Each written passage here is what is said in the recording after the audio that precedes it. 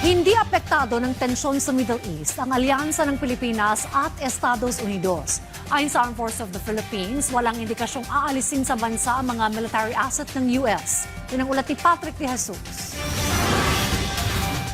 Iniulat kamakailan ang paglilipat ng US sa kanilang Patriot missile defense batteries at bahagi ng Terminal High Altitude Area Defense Anti-Missile System na nakadeploy sa South Korea.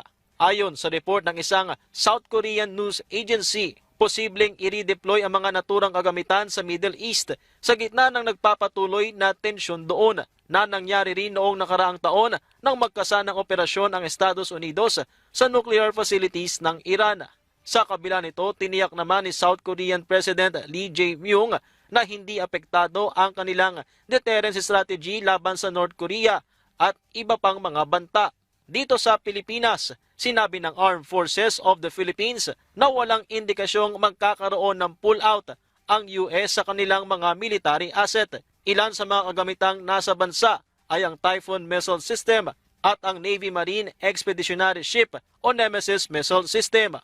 Parehong itinampok ang mga ito sa iba't ibang pagsasanay noon, kabilang na ang balikatan. Iginiit ng AFP na ang theater arrangement sa South Korea patungkol sa redeployment ng ilang US air defense system ay hindi kapareho sa Pilipinas. Naniniwala rin ang AFP na ang upward trajectory ng alyansang Pilipinas at Estados Unidos ay hindi apektado ng gulo sa Middle East na pinagtibay ng nagpapatuloy na maritime activities, iba't ibang aktibidad at pag-aproba kamakailan sa 2.5 billion US dollars ng security assistance sa loob ng 5 taon.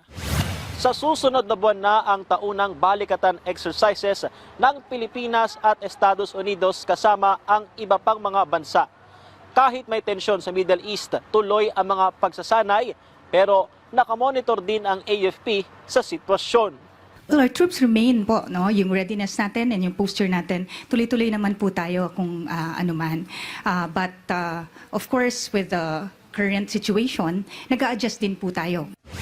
Samantala, suportado pa rin ng nakararaming Pinoy ang Transparency Initiative ng pamahalaan sa West Philippine Sea. Base sa Pulse Asia Survey noong February 27 hanggang March 2 na may 1,200 respondents sa buong bansa. Lumabas din sa survey na si US President Donald Trump ang pinakagusto ng mga respondent na bumisita sa Pilipinas habang isinasagawa ang ASEAN Summit, habang Estados Unidos din ang pinakapinagkakatiwalaang bansa pagdating sa pagprotekta sa West Philippine Sea.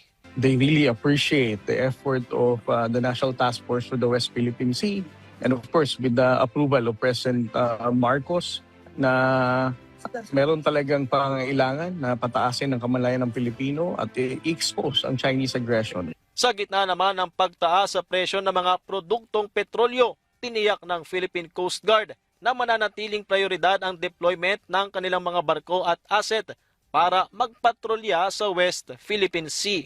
Patrick De Jesus para sa Pambansang TV sa Bagong Pilipinas.